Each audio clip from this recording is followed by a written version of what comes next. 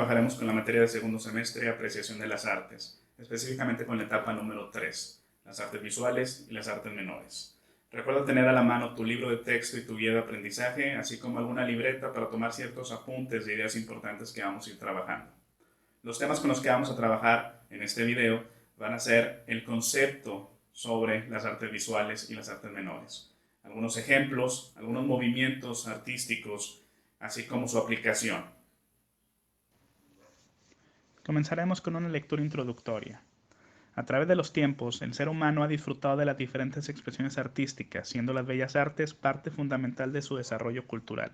Sabemos que el arte siempre ha estado relacionado con el humano, con su desarrollo, con su forma de comunicación, con su forma de expresión. Desde el hombre de las cavernas vemos obras artísticas.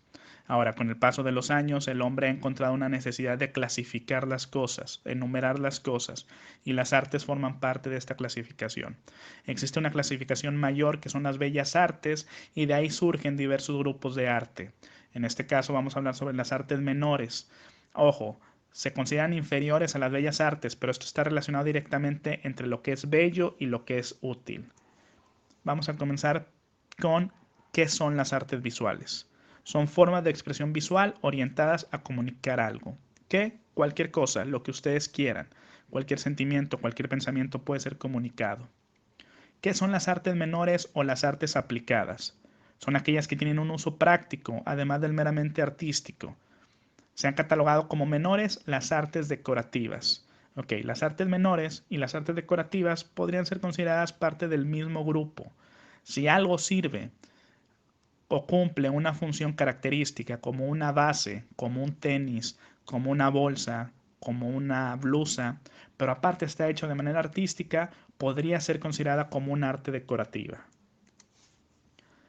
Las bellas artes o las artes superiores eran aquellas de las que se disfrutaba mediante la vista y el oído sin tener un contacto físico.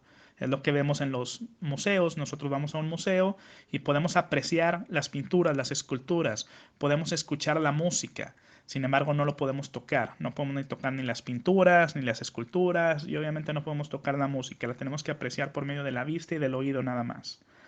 Las artes menores necesitaban de los otros sentidos para poder ser apreciadas. Tenemos como ejemplo la perfumería, en donde utilizamos el olfato. Utilizamos la vista porque puede ser de colores llamativos, a lo mejor un color rosa, a lo mejor un color amarillo, y aparte están en frascos o en envases hechos de manera artística. La gastronomía la apreciamos por medio del gusto, del olfato, de la vista, y también forma parte de estas artes menores. Los elementos estructurales del arte son 9. Empezamos con la línea, el color, el contorno, el espacio, el volumen, el valor, la textura, el punto y la escala. Todos estos elementos los encontramos en las pinturas, en las obras artísticas, no necesariamente en bellas artes, también pueden ser en artes menores o en artes visuales. Las líneas pueden formar desde objetos como mesas, ventanas, cuadros, rectángulos, triángulos, un camino, y el uso de los colores pues creo que es bastante obvio. Colores muy vivos, colores muy oscuros, muy opacos. Los contornos pueden determinar algunas figuras. Los espacios llenos son los que tienen colores. Los espacios vacíos son los que están en blanco.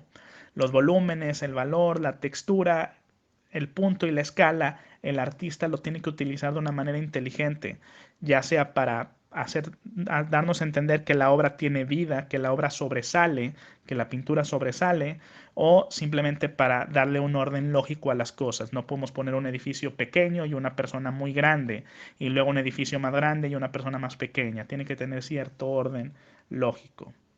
Vamos a partir ahora con los movimientos artísticos. Comenzamos con Art y Craft. Comienza entre los años 60 y 70 del siglo XIX.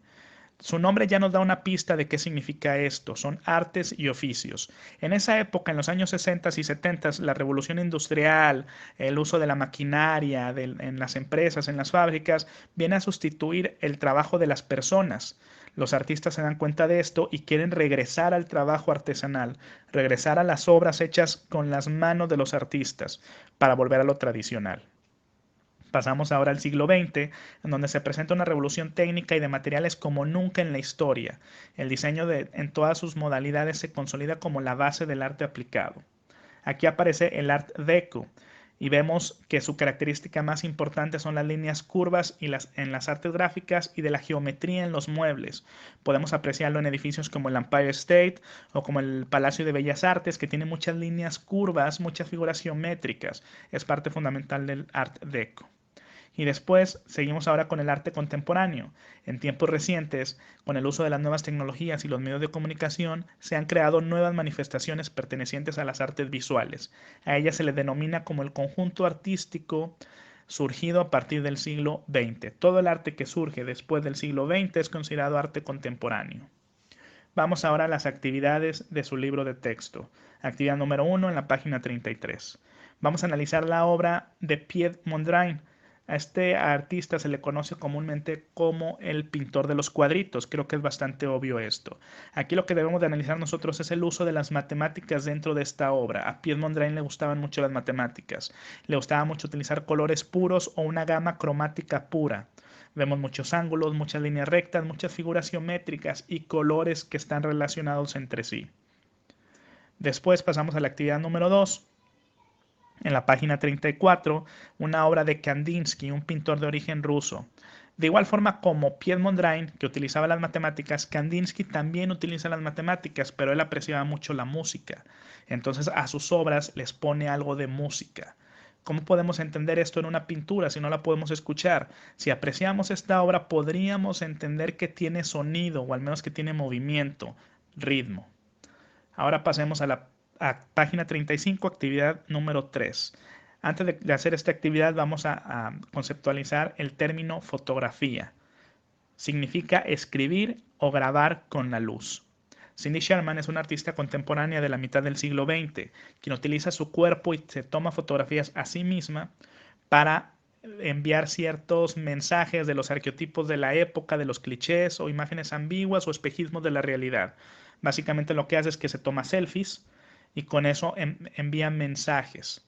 Esta fotografía pertenece a la serie Untitled Film Stills y que se refiere al lenguaje visual del cine de la década de los 40s y 50s, particularmente al de los directores de Hollywood. Pasemos ahora a la actividad número 4 de la página 36 de su libro de texto. Röntgen, el 8 de noviembre de 1895, hace un descubrimiento trascendental que cambia el mundo de la medicina y aparte lo hace acreedor a un premio Nobel de física. Se da cuenta que con un tipo de radiación es capaz de tomar fotografías o guardar imágenes atravesando o a través de diferentes materiales, incluyendo la propia piel. Lo que tenemos aquí es la primera radiografía tomada, es la mano de la esposa de Röntgen y lo que aparece ahí en su dedo es un anillo que tenía. Como actividad número 5, vamos a conceptualizar el término de video. Esta expresión artística no se refiere propiamente a una habilidad, sino más bien a una herramienta específica de comunicación que aparece en las últimas décadas del siglo XX. Aquí en la página 37 de su libro de texto viene una liga y viene un nombre para que busquen un video en YouTube y puedan realizar esta actividad. Pasamos a la actividad número 6. Habla sobre la instalación. En esta manifestación artística contemporánea, el creador explota no solo la composición, sino también el contexto, donde se realiza, cambiando el panorama o escenario para que el espectador interactúe con ella. Tenemos aquí la obra Rueda de bicicleta sobre un taburete, hecha por Marcel Duchamp. Es una obra crítica, era como una burla hacia los artistas de esa época. Tal vez no le encontremos mucho sentido a esta obra, simplemente era una forma de criticar el arte de los años 1910, 1915, 1920, cerca de esas épocas. Pasemos ahora al diseño gráfico.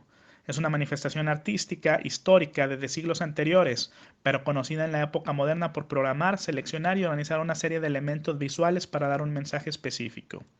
En esta actividad número 7 de la página 38 les pide las características del diseño gráfico. Las características son muy sencillas y muy simples.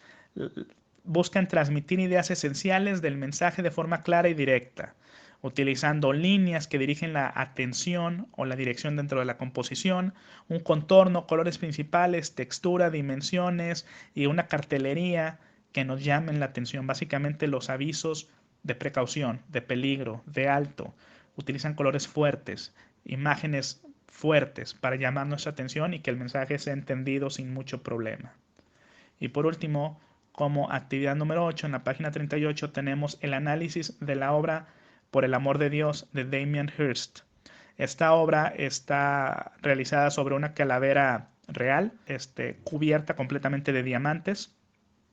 Está valuada más o menos en 20 millones de euros, fue lo que le costó al artista realizarla, pero actualmente tiene un valor arriba de 75 millones de euros. Muchos la criticaron diciendo que simplemente era arte decorativo, pero si recordamos, las artes menores están relacionadas con el arte decorativo y también son parte de las bellas artes, simplemente están en un nivel inferior, pero tienen la misma importancia. En conclusión, podemos decir que la diferencia más significativa entre las bellas artes, las artes visuales y las artes menores radica en su uso o en su aplicación. Mientras que las bellas artes las apreciamos solamente por medio de la vista y el oído, las artes visuales y las artes menores podemos apreciarlas con los demás sentidos. Veíamos como ejemplo la gastronomía, en donde utilizamos el gusto, en donde utilizamos no nada más la vista, no nada más el olfato, sino también el gusto. Veíamos también la perfumería, en donde se utiliza el olfato, y con los diseños de los envases, de las botellas en donde vienen los perfumes o las lociones, pues también es visual. Entonces aquí ya cubre este aspecto de las artes visuales y las artes menores. No nos quedemos nada más ahí, también podemos ver las fundas de los celulares, las blusas, los zapatos, los tenis, alguna bolsa, algún accesorio que nosotros tengamos. Si lleva algún diseño artístico, puede ser considerado un arte visual, un arte menor, porque cumple con la función característica de los accesorios, cualquier función característica de ellos, pero aparte está realizado de manera artística. Recuerden que también puede ser considerado un arte visual o un arte menor. Recuerden hacer las actividades de su guía de aprendizaje, así como de su libro de texto, sobre todo el glosario que aparece al final de la etapa número 3 del libro de texto, así como también la evidencia de aprendizaje de la plataforma Nexus. Vamos a trabajar en equipo, van a hacer un análisis escrito en formato APA de carácter libre, en donde me van a explicar cuáles son las diferencias entre las artes visuales y las artes menores. Pueden poner ejemplos, pongan opinión personal de cada uno de ustedes, así como seguir las instrucciones o la guía que viene en la rúbrica ahí mismo en Nexus. Esperemos este video haya sido de utilidad. Gracias.